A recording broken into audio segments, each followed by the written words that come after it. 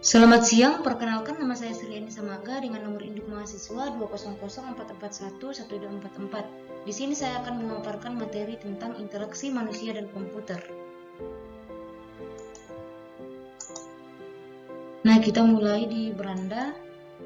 Interaksi adalah suatu jenis tindakan atau aksi yang terjadi sewaktu dua atau lebih objek mempengaruhi atau memiliki efek satu sama lain. Interaksi manusia dengan komputer adalah sebuah hubungan antara manusia dan komputer yang mempunyai karakteristik tertentu untuk mencapai suatu tujuan tertentu dengan menjalankan sebuah sistem yang bertopengkan sebuah antarmuka interface. Nah, kita masuk di pendahuluan.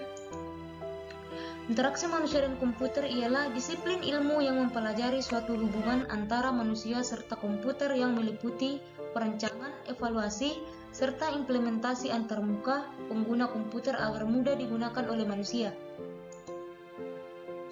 Dalam lingkup IMK, interaksi adalah komunikasi antar user dengan komputer secara langsung maupun tidak langsung, di mana komunikasi langsung melibatkan dialog dengan umpan balik, feedback, dan kontrol selama pelaksanaan tugas atau kerja, sedangkan kalau komunikasi tidak langsung dapat berupa background proses atau proses batch. Istilah IMK baru digunakan beberapa waktu yang lalu, namun istilah ini sudah mengakar ke dalam bidang yang telah mapan sebelumnya. Studi ini telah dimulai dari saat Perang Dunia Kedua dengan munculnya keperluan untuk menghasilkan sistem persenjataan yang efektif. Nah, kita masuk di pendahuluan. IMK adalah suatu sistem interaksi interface yang secara artistik baik dan mampu memenuhi kebutuhan tugas user. Perpaduan seni dan sains secara menyeluruh, mekanisme interaksi antara user dengan paket word processing yang banyak digunakan, umumnya berbasis menu dan dikelompokkan untuk merefleksikan fungsi yang dilakukan submenu tersebut. Tujuan interaksi manusia dan komputer.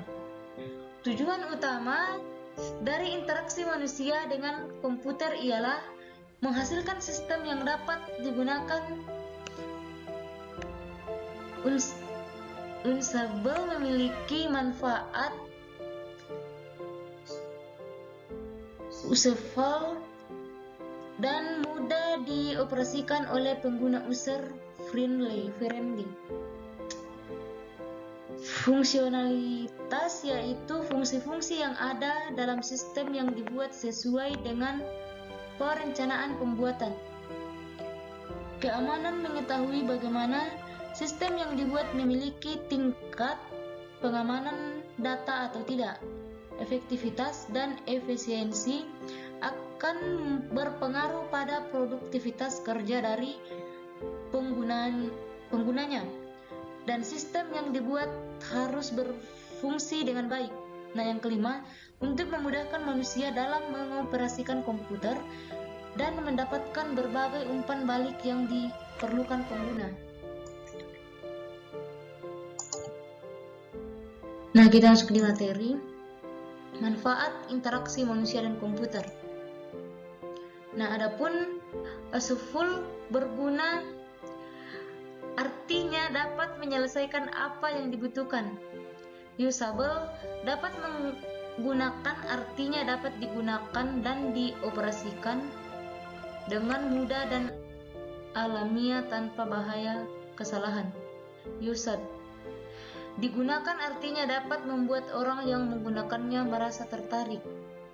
Usability, artinya membuat kriteria berkualitas suatu perangkat lunak seperti fungsionalitas, kehandalan, efisiensi, kemudahan, pemeliharaan, dan portabilitas.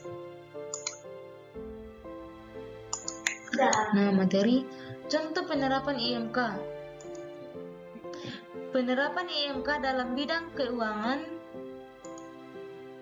penerapan IMK dalam bidang pendidikan, penerapan IMK dalam bidang kedokteran, penerapan IMK dalam bidang keseharian. Nah, kita masuk di penutup. Sekian dan terima kasih.